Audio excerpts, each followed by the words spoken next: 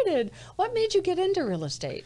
It was back when I was finishing up baseball. So, I just always thought I was going to play baseball, and I kind of, like most kids, put all your eggs in that basket. So I was fortunate enough to get a scholarship to USC out of high school to play there. Wow. Which kind of like solidified my okay, I can do this. And then after a year there, our coach actually got fired for some NCAA violations. Is a whole mess. So a bunch of us freshmen actually ended up leaving after our freshman year because of that. And during that time, when you leave a Division I school, you can't go back. You have to sit out a year. So I was sitting out a year, and some scouts kind of knew I left. They knew I was eligible to be drafted, so they had called me, hey, would you be willing to throw a pen for us? A bullpen, for those of you guys don't know, it's like kind of like a practice session for pitchers. So I said, yeah, of course. Like, I'd rather chase this dream than go back to school, to be honest. Wait, no, what position did you play? Pitcher. Yeah. How exciting. Yeah, so a few teams called me, and I said, yeah. I pitched for them in January. And I got picked up in June by the Phillies. So I'd actually been offered a free agency contract out of high school. Mm-hmm. I said no because I wanted to go to school. And then in June of 2014, they drafted me.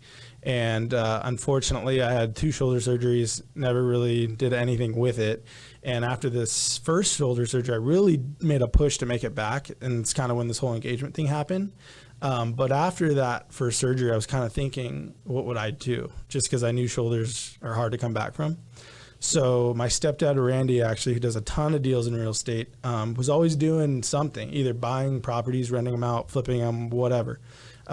Big on entrepreneur type now, and that always really interested me. I was like super intrigued by that. So I would go and me and Chelsea would kind of go see what he was doing, meet the contractor there that was doing the work on the house, and kind of learn as much as we could.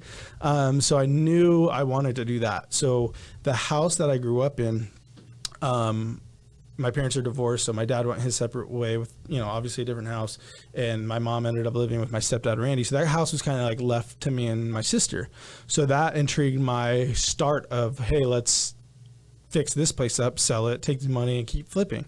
And so we kind of started that process. We did that one. Awesome. Yeah, sold it, did a different one in Winchester.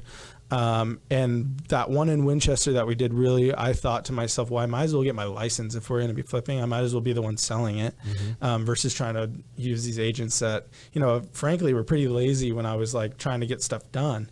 And it was pretty crazy to me. I was like, man, these people are making a living. And like, I know I would at least be doing that much work, so I was like, this is a no brainer. So that's when I decided to get my license, and, kind of started thinking of the sales aspect versus the investment, and started falling in love with that. And so while I was getting my license, I was reaching out to brokerages. Hey, I'm in the process of getting my license. I'd love to meet. I'd love to figure out how we could work together.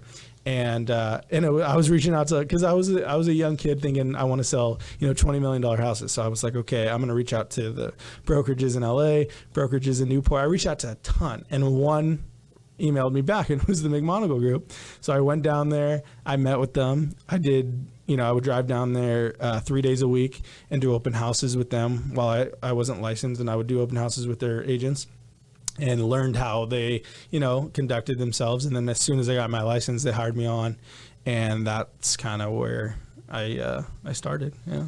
And so how long